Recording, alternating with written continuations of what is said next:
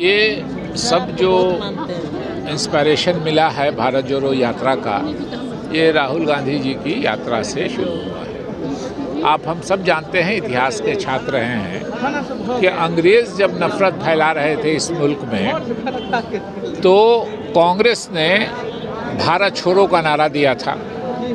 अंग्रेज़ चले गए हैं मगर निशानियां छोड़ गए हैं, और निशानियां इसी देश के लोग को छोड़ गए हैं, तो उनको तो हम भारत छोड़ने के लिए नहीं बोल सकते हैं। जो जैसे अंग्रेज़ नफरत फैलाते थे वैसे ही ये नफरत फैला रहे हैं। तो उन्होंने कांग्रेस ने उस समय नारा दिया था भारत छोड़ो, अभी राहुल जी ने नारा दिया है भारत जोड़ो। नफरत फैला के जो समाज के लोगों को लड़ाने की कोशिश कर रहे हैं, उसको काउंटर करने के लिए कि हमारा समाज जुड़ेगा, देश सुरक्षित रहेगा, लड़ाई से किसी का फ़ायदा नहीं है। और ये सब भाजपा इसलिए करती है, मोदी जी और उनकी सरकार, इसलिए कि उनका जो भ्रष्टाचार है उस पर किसी की नज़र नहीं जाए, उस पर कोई चर्चा नहीं करे।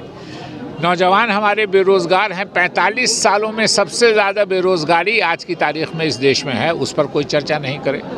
किसानों की आमदनी 17 साल में सबसे ज़्यादा कम है, उस पर लोग चर्चा नहीं करे।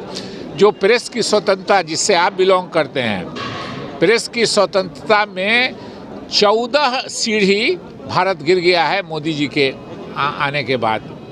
जो प्रति व्यक्ति आय है वो कमी हो गई है। तो इन कमियों का, उनके निकम्मापनी का, उनके भ्रष्टाचार पर कोई बात नहीं करे, इसलिए आपस में लोगों को लड़ाए कि लोग इसी में उलझे रह जाएं।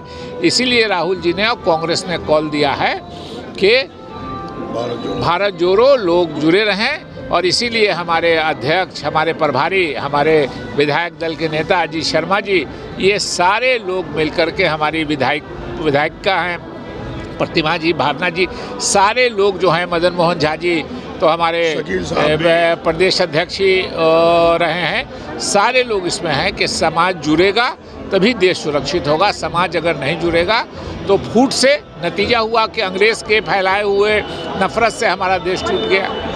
आप हम सब ने इतिहास में पढ़ा है, फिर वो स्थिति नहीं आवे, इसलिए हम कुछ। शकील साहब, आप एक कांग्रेस के बड़े लीडर हैं, इसमें कोई शक नहीं।